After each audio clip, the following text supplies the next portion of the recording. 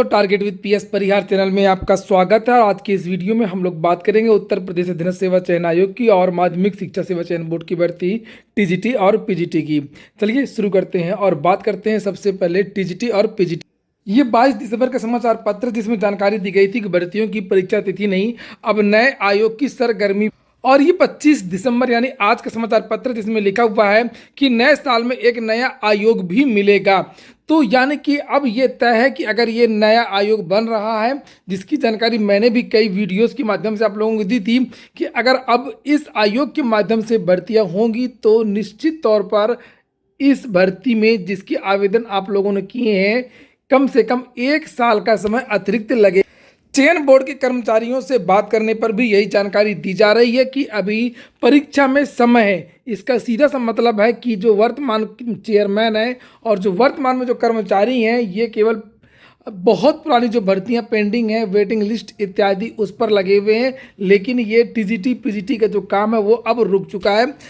Board भी जान चुका है कि ये जो परीक्षा है वो अब नहीं हो पाएगी, इसलिए सभी संगठनों को, सभी छात्रों को अब एकजुट होकर के सरकार से ये दबाव बनाना होगा कि जल्दी से जल्दी अगर आयोग से ही भर्ती करवानी है, नए आयोग से ही भर्ती करवानी है, तो फिर इस आयोग को तुरंत भंग करने की सरकार घोषणा करे और तुरंत जो है परीक्षा की तारीखों का ऐलान हो, भर्ती प्रक्रिया आगे बढ़े।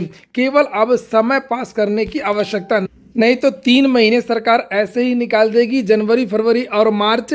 उसके बाद में फिर नए आयोग का गठन होगा, उसमें भी कम से कम 6 महीने के समय लगेगा। समाचार पत्र के माध्यम से भी यही जानकारी दी गई। ये जो 22 तारीख का समाचार पत्र था इसमें ये जानकारी भी यहाँ पर दी गई थी कि जो नया आयोग बनेगा तो यहाँ पर देखिए लिखा है 4 महीने में, 3 से 4 महीने आयोग के गठन के बारे में जानकारी यहाँ पर दी गई है। लेकिन 3 से 4 महीने नहीं, कम से कम 6 महीने का समय लगेगा आयोग के गठन होने में। बहुत सारी औपचारिकताएं होती हैं, बात में तो शासन का सिग्नेचर चाहिए, शासन का अनुमोदन चाहिए, शासन की अनुमति चाहिए, और जिसकी वजह से देरी होती है। और 3 महीने तो फिलहाल अभी कुछ होना ही नहीं है।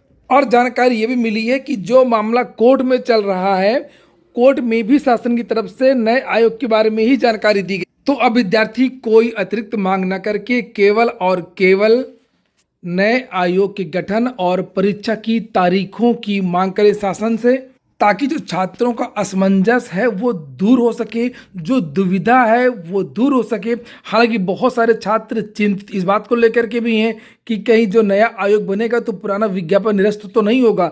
ऐसा बिल्कुल भी नहीं होगा। जो विज्ञापन होता है उसमें कोई बदलाव नहीं होता है। हाँ, जो नई भर्तियां आएंगी, नई भर्तियां नए आयोग के ड्राफ्ट और नियमावली के अनुसार आएंगी, बदलाव उसमें होगा।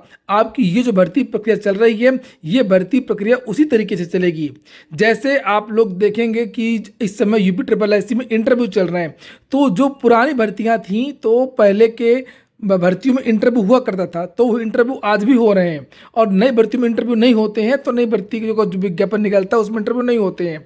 इसलिए आपकी भर्ती में कोई बदलाव नहीं होगा। हाँ, आने वाली जो नए आयोग से भर्ती होगी, चाहे वो प्राथमिक शिक्षक भर्ती हो, चाहे वो टीजीटी पीजीटी की भर्ती हो, चाहे वो उच्चतर की भर्ती हो, उन सभी भर्तियों में आपको बदलाव देखने को मिलेगा। चलिए बात करते हैं उत्तर प्रदेश अधीनस्थ सेवा चयन आयोग की। 2-3 दिन पहले मैंने एक वीडियो बनाया था, आप लोगों को जानकारी दी थी कि 28 से लेकर के 31 के बीच में उत्तर प्रदेश अधीनस्थ सेवा चयन आयोग की ओर से विभिन्न विद्यालयों में एक सहमति पत्र भेजा गया, आख्या मांगी गई है परीक्षा केंद्र को लेकर।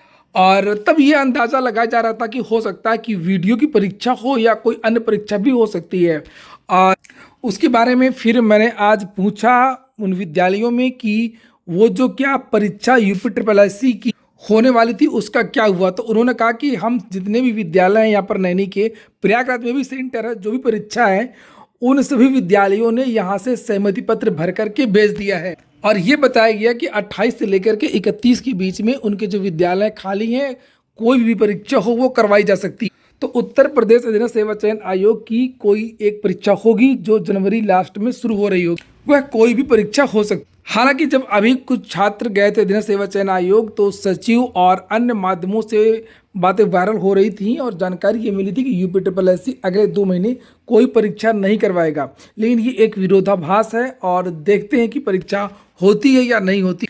जेई और एएसओ के परिणाम आपको जनवरी में देखने को मिल जाएगा, लेकिन मुझे जो जानकारी मिली है कि लेखपाल भर्ती में अभी कई पेच हैं।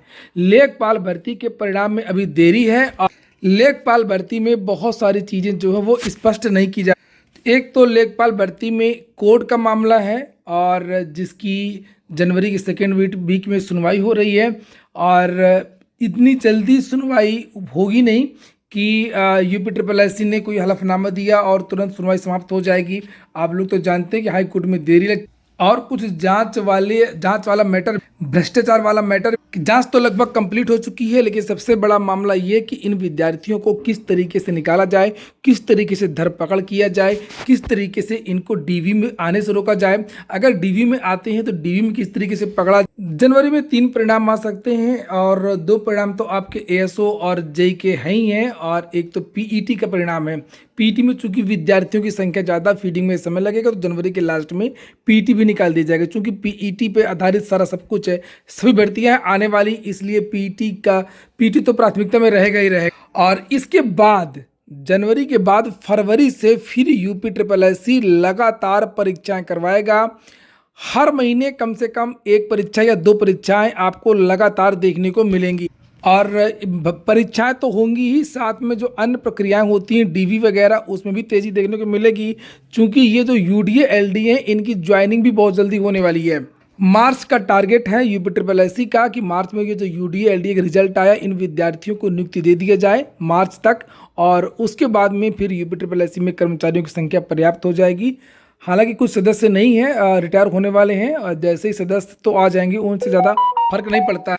मेन काम तो कर्मचारी करते हैं और इसकी वजह से फिर आप लोगों को अगले साल हो सकता है कि भर्ती की प्रक्रिया में तेजी देखने को। एक बात और स्पष्ट कर दूं कि लेखपाल की कट ऑफ के बारे में मैंने जो वीडियो बनाए हैं, 2-3 वीडियो जिनमें मैंने 74 कट ऑफ बताई है, वो कट ऑफ केवल और केवल जो अभी रिजल्ट आने वाला है डीवी के लिए, उसके लिए, वो फाइनल कट ऑफ नहीं है। फाइनल कट ऑफ मैंने जो बनाई थी पहले जब परीक्षा हुई थी लेखपाल की, तो मैंने 77 के आसपास बताई थी। 77 या 78 के आसपास फाइनल हो सकती है और 74 के आसपास जो कट ऑफ है वो डीवी के लिए होगी। और चूंकि डीवी में लगभग 2.5 से 3 गुना विद्यार्थियों को बुलाया जाए। परिणाम में अगर बात करें कि पहले किसका परिणाम आएगा, तो जेई के जो विद्यार्थी हैं, जो धरना प्रदर्शन जो कर रहे थे इको गार्डन में लखनऊ में, इन विद्यार्थियों का परिणाम पहले आ सकता है और उसके तुरंत बाद एएसओ छात्रों का परिणाम आएगा। जनवरी लास्ट में आपका पीईटी का आएगा। तो ठीक है दोस्तों, ये हो गया आज का वीडियो। अगर आपको अच्छा लगा हो, आपके काम को तो लाइक अवश्य कर दें। जिन छात्रों ने चैनल को सब्सक्राइब ना किया, सब्सक्राइब कर लें। पूरा वीडियो सुनने के लिए बहुत बहुत धन्यवाद। बता दूं आप लोगों को कि अगर आप लोगों ने मेरा टेलीग्राम चैनल ज्वाइन ना किया हो तो टेलीग्राम चैनल को अवश्य ज्वाइन कर लें। उसकी लिंक मैंने डिस्क्रिप्शन बॉक्स में दे दी है और मेरे प्रत्येक वीडियो के डिस्क्रिप्शन में लिंक उपलब्ध रहती है।